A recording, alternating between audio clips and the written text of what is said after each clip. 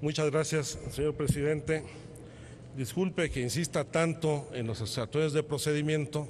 porque creo que lamentablemente en este tema no se han cumplido estrictamente las disposiciones a las que nos obliga tanto la Ley Orgánica del Congreso como el Reglamento del Senado de la República. Es por eso que en nombre de las senadoras y senadores Marta Tagle, Angélica de la Peña, Dolores Padierna, Isidro Pedraza, Carlos Merino, María Los Ángeles Verónica González, Alejandra Roldán, Raúl Morón, el senador Benjamín Hernández, el senador Fidel de Médicis y un servidor, así como el senador Luis Sánchez y el senador Luis Humberto Fernández, el senador Mayans, el senador Rabinadad y muchos más, el senador Manuel Bartlett, por supuesto, la senadora Laida Sansores. Venimos a presentar, con fundamento en los artículos 105 y 106 del Reglamento del Senado de la República, una moción suspensiva a efecto de que no sea iniciada la discusión del dictamen que presentan las Comisiones Unidas de Justicia, Defensa Nacional, Marina y Estudios Legislativos, con proyecto de decreto por el que se reforman, adicionan y derogan diversas disposiciones del Código de Justicia Militar y se expide el Código Militar de Procedimientos Penales, el mismo que planteamos sea devuelto a comisiones para su reconsideración. Esto a partir de dos consideraciones importantes. La primera es que apenas el pasado martes, el día de antier, 26 de abril de 2016, la mesa directiva del Senado de la República recibió de la Cámara de Diputados el oficio con el que se remite un proyecto de decreto por el que se reforman y adicionan y derogan diversas disposiciones del Código de Justicia Militar y se expide, como lo he dicho, el Código Militar de Procedimientos Penales, ya que en esa misma fecha fue turnada a las Comisiones Unidas de Justicia, Defensa Nacional, de Marina y de Estudios Legislativos segunda para su análisis y dictamen correspondiente. Posteriormente, ese mismo día, se hizo rectificación del turno de esta minuta, quedando en las comisiones referidas, con excepción de la de Estudios Legislativos segunda, para remitirla a la Comisión de Estudios Legislativos básica. Con esta modificación de turno, la mesa directiva no cumplió con el acuerdo que la propia mesa directiva del Senado de la República, el cual publicó el 19 de 2013, donde estableció los criterios generales para el turno de los asuntos de comisiones ordinarias, en el que se establece en el numeral 7 del artículo primero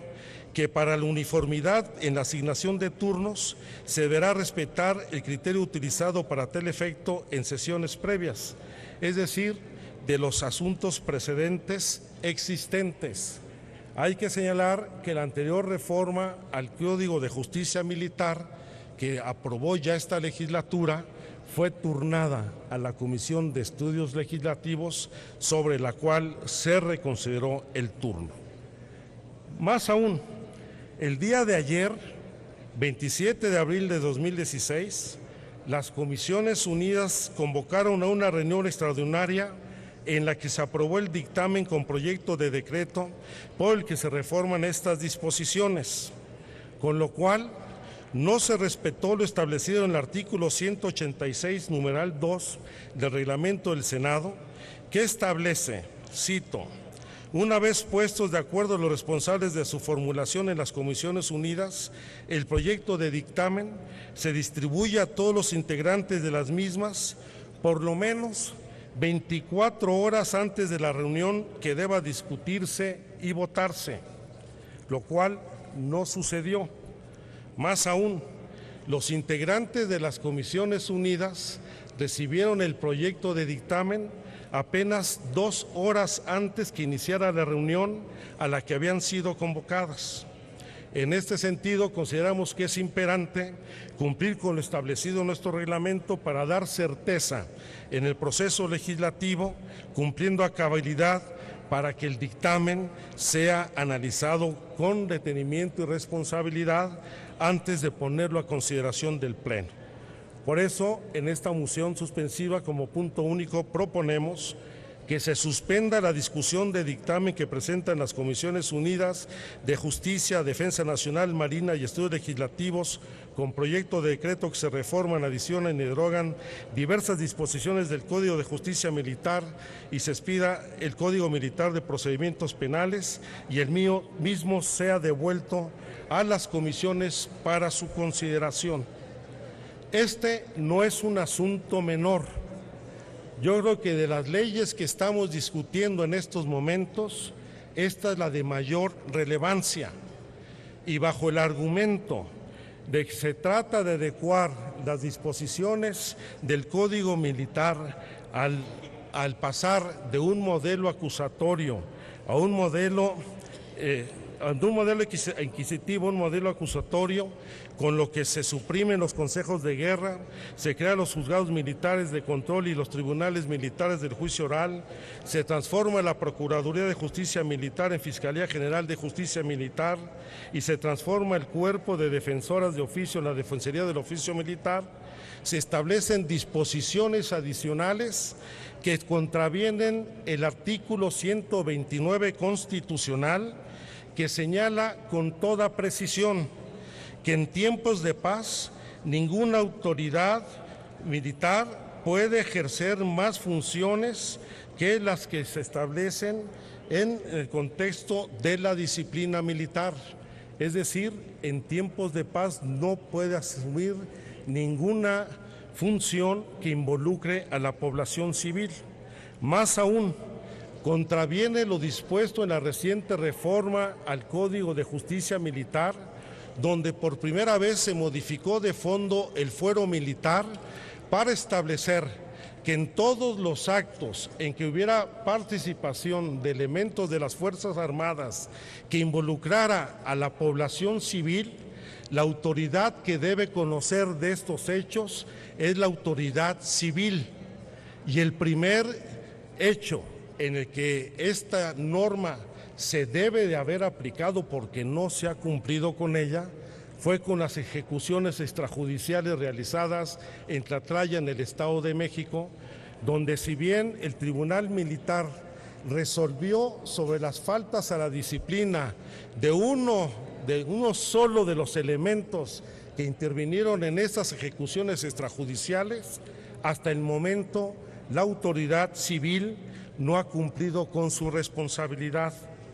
En este Código de Procedimientos Penales se faculta a los juzgados militares para cometer actos de molestia contra la población civil, como es el cateo de un domicilio civil, la intervención de telecomunicaciones privadas y la presentación de civiles ante la autoridad militar. Los cateos, señala, que los juzgados de control militar tendrán la potestad de ordenar el cateo en casos de delitos de disciplina militar relacionados con el crimen organizado, homicidio doloso o grave y violento con armas de fuego y explosivos, en domicilios particulares, en oficinas de los poderes ejecutivo, legislativo y judicial de los tres órdenes de gobierno, en los organismos constitucionales autónomos e incluso en la policía y el Ministerio Público. Señala que en materia de intervención telefónicas, el fiscal militar podrá solicitar al juez federal autorización para intervenir las comunicaciones privadas respecto a hechos que se investigan probablemente cometidos por personal militar. Y en el artículo 287 señala que se intervendrá todo un sistema de comunicación que permita el intercambio de datos, informaciones, audio, video, mensajes, archivos electrónicos, archivos de texto, videos contenidos en cualquier dispositivo accesorio, aparato electrónico, equipo informático de almacenamiento y todo aquello que pueda contener información, incluso en centros de datos remotos. Señala que la autoridad militar podrá ampliar la intervención a otros sujetos del personal militar o lugares de intervención y también ordenará